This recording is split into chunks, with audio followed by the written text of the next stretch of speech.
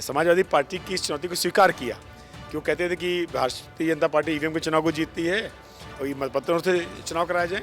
ये चुनाव पूरी तरह मतपत्र पर हुई थी और इसमें एक रिकॉर्ड जीत दर्ज हुई है।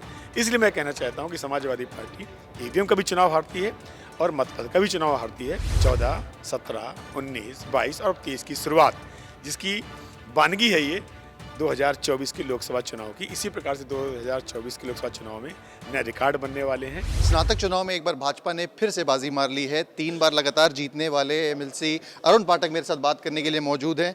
अरुण जी, सबसे पहले तो आपको बहुत बहुत शुभकामनाएं। हैट्रिक मार ली आपने जीत की, कैसा महसूस करते हैं? नहीं, बहुत अच्छा है। मैं बड़ा ऋणी हूँ अपने क्षेत्र के मतदाताओं का, अपने पार्टी के कार्यकर्ताओं का, अपने पार्टी के नेताओं का, कि जिनके कारण मुझे आज ये ऐतिहासिक जीत, क्योंकि 53,285 वोटों की स्नातक में जीत विधान परिषद के शायद इतिहास में सबसे बड़ी जीत होगी। आपने जैसा बताया कि बहुत बड़े मार्जिन से जीत मिली है, तो एक्सपेक्टेशन भी ज़्यादा होंगी उन लोगों की जिन्होंने आपको वोट दिया है। क्या ब्लूप्रिंट बनाया है आपने, कैसे उनका उद्धार करेंगे आगे? निश्चित रूप से मैं उनकी जो कसौटी है उसमें खरा उतरा था और खरा उतरूँगा।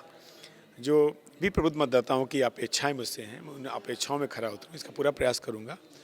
और मुझे प्रसन्नता इस बात की है कि मोदी और योगी जी के सपनों का उत्तर प्रदेश बनाने के लिए प्रबुद्ध मतदाताओं ने एक बार फिर मुहर लगाई है। और मुहर लगाई है योगी जी के उस आह्वान पर, जिन्होंने कहा था कि 400 दिनों तक भारतवर्ष में होने वाले किसी भी चुनाव को भारतीय जनता पार्टी के कार्यकर्ता जीतें।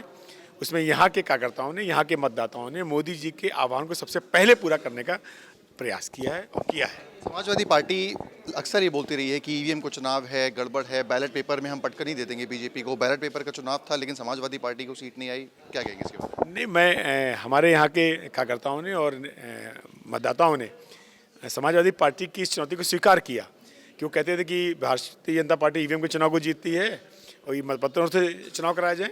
ये चुनाव पूरी तरह मतपत्र पर हुई थी और इसमें एक रिकॉर्ड जीत दर्ज हुई है। इसलिए मैं कहना चाहता हूँ कि समाजवादी पार्टी ईवीएम का भी चुनाव हारती है और मतपत्र का भी चुनाव हारती है। भारतीय जनता ईवीएम का भी चुनाव जीतती है और मतपत्र का भी चुनाव जीतती है।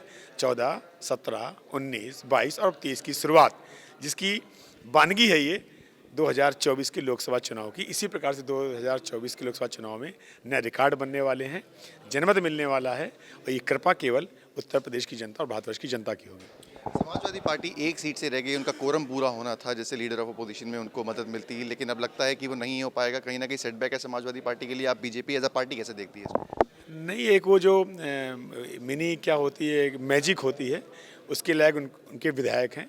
उनके विधायकों को मैजिक से साइकिल तक आना है, वो कहते भी हैं। तो अभी तो 9 हैं और साइकिल में जितने लोग आते हैं वहाँ तक उनका भी सफर तय होना बाकी है। बाकी वो 10 की कोई बात नहीं थी। आपको लगता है 2024 का कहीं ना कहीं ये मूड है जो नींव डालता है आगे के इलेक्शन के लिए? निश्चित रूप से ये कि बानगी है, नमूना है।